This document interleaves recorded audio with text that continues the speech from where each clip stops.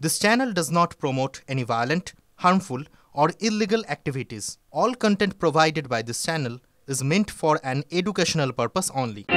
সমাজ থেকে সংসারে নারীকে দশভুজা আখ্যা দিয়েও কোথাও গিয়ে তাদের সবসময় তাদের নানাভাবে শোষণ চলছে সমাজ থেকে সংসারে। লেখিকা বাণী বসুর লেখা আপিস এমনই সমাজের দুই মেরুতে অবস্থিত দুই নারীর সংঘর্ষের গল্প বলেছে। এই গল্প অবলম্বনে পরিচালক সুদেষ্ণা রায় ও অভিজিৎ গুহ তৈরি করেছেন চলচ্চিত্র।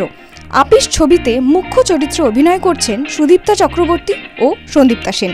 এছাড়াও ছবিতে অন্যান্য চরিত্রে রয়েছেন কিঞ্জল নন্দ, তথাগত চৌধুরী সহ আরও অনেকে।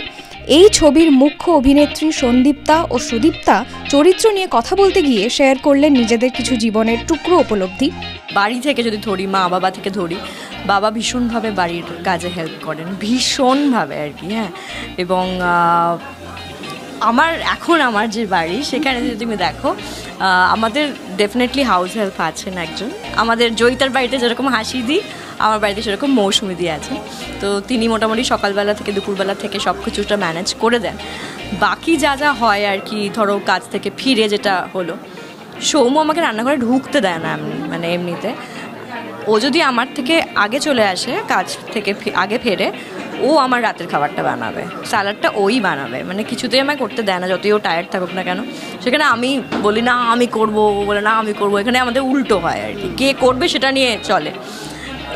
তো এটা আমার মনে হয় এরকম মানুষ আমার জীবনে এসছে বলে আমি সত্যি থ্যাঙ্কস টু গড যে এরকম একজন মানুষকে পাঠিয়েছে। এবং আমি এরকম জীবনে এরকম কখনো কিছু ফেস করছি না যাতে আমি খুব ক্ষোভ প্রকাশ করি, সেটা একটা ব্লেসিং ডেফিনেটলি। বেশিরভাগ ক্ষেত্রে কিন্তু এখনও মেয়েদেরকেই সবটা ফেস করতে হয়, মেয়েদেরকেই ব্যালেন্স করতে হয়।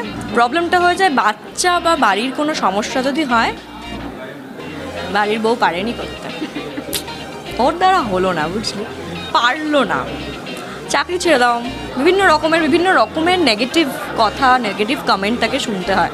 তো that is very very sad. আর দুজন কর্মরতা মহিলার গল্প।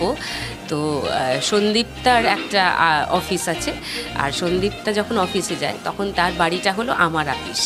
হ্যাঁ, তো এই রকম একটা আন্ডারস্ট্যান্ডিংয়ে দুজন মহিলার গল্প, এবং খুবই পছন্দের একটা চরিত্র। হাসি আমি আমার মতো করে করার চেষ্টা করেছি। এটা নতুন গল্প না, এটা অতি পুরাতন গল্প।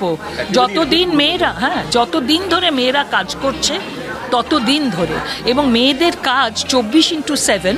আজকে না হয় আমরা বাইরে গিয়ে কাজ করে আমরা একটা বলছি যে আমি ওয়ার্কিং ওম্যান, কিন্তু যে মহিলা বাড়িতে থাকে সে কি ওয়ার্কিং ওম্যান নয়? সেও তো ওয়ার্কিং ওম্যান, যদিও এটা ইস্যু নয়। কিন্তু মহিলারা চিরকালই কাজ করেছেন, যখন কাজের বিনিময়ে পয়সা পাচ্ছেন তখন তাকে আমরা ওয়ার্কিং বলছি, অন্য সময় তাকে বলছি কি উনি তো হাউসওয়াইফ। TV9 Bangla digital.